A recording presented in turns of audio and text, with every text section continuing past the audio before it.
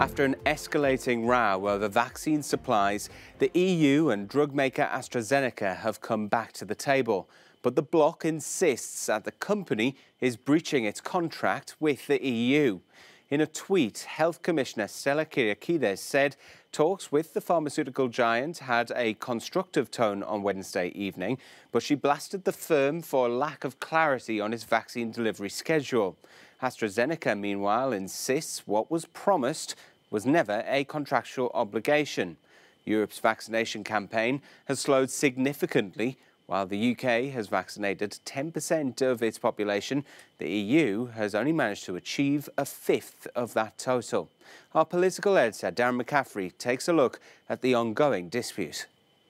Embroiled in a war of words, the European Commission has lashed out at pharmaceutical giant AstraZeneca over delays to vaccine deliveries, demanding the company keeps its commitments and denying suggestions that the UK has been given priority.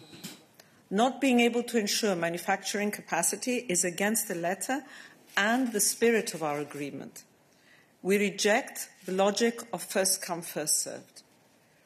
That may work at the neighbourhood butchers, but not in contracts and not in our advance purchase agreements.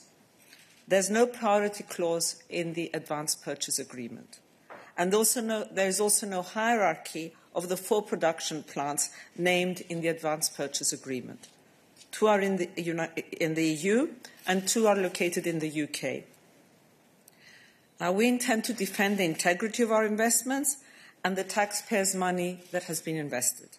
On Tuesday, the CEO of AstraZeneca claimed it had agreed a best effort clause rather than a firm commitment of supply, something the EU also disputes, arguing that vaccines should now be rerouted from the UK, where they're also manufactured after glitches at a production site in Belgium.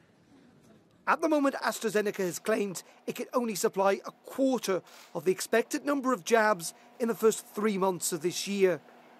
And now some MEPs are calling for greater transparency from both sides. The easiest solution would be to publish the contract. And this is not a totally unusual practice. Look to Israel.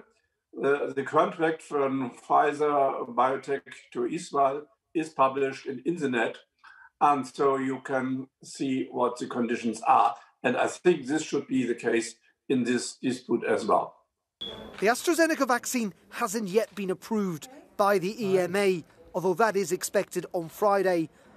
But this very public fight has so far been a damaging showdown for both sides.